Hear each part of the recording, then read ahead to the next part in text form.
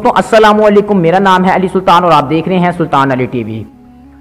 हम रोज़मर्रा ज़िंदगी में सोशल मीडिया, फेसबुक और दीगर जगहों पर इन्वेंशंस का मुतालिया करते हैं, इन्हें सर्च करते हैं और देख कर लुत्फ़ अंदाज होते हैं।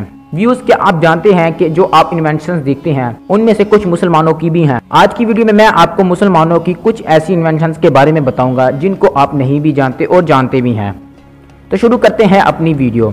नंबर 5 पर टूथब्रश है। व्यूज याद रहे कि मैं इसमें प्लास्टिक वाले टूथब्रश की बात नहीं कर रहा, बल्कि मैं मिसवाक की बात कर रहा हूँ। जी हाँ, मिसवाक को नबी पाक सल्लल्लाहु अलैहि वसल्लम ने इजाद किया। उन्होंने ही सबसे पहले दरख्त की टहनी और दरख्त की शाल से दांत साफ करना शुरू किया। व्यूज मैं इसमें इसलिए बता रहा हूँ क्यों ना कि टूथब्रश की बुनियाद इन्होंने ही रखी, क्यों ना कि टूथब्रश और मिसवाक का मकसद दोनों एक है, दोनों ही सफाई दांत की करते हैं।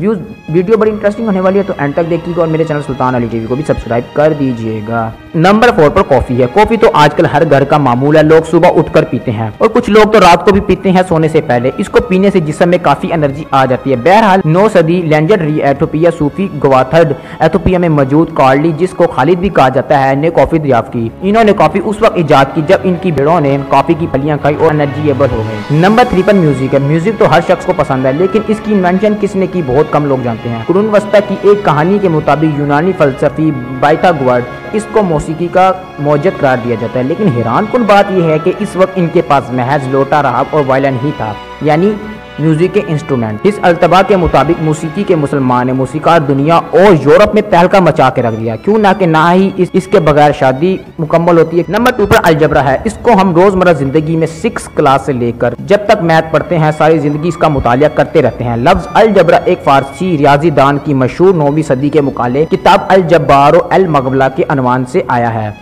इस फारसी रियाजीदान मोहम्मद बिन मूसा अल खवारजी ने 9 सदी में अलजबरा इजाद किया था। इनको बाबाई अलजबरा के नाम से भी जाना जाता है। अलजबरा यूनानी और हिंद निज़ाम के जोड़ों से तामीर किया गया था। बाद में इसमें तब्दीलियां आई। इसको शुरू में तो वक्त का हिसाब करने के लिए इस्तेमाल किया जाता था, लेकिन बाद में इसने पूरी दुनिया में तहलका मचा दिया। अब इसके बगैर मैथ अधूरी है। दोस्तों अल्लाह ना करे कि किसी का जिस्म ऑपरेट हो, यानी चाक हो।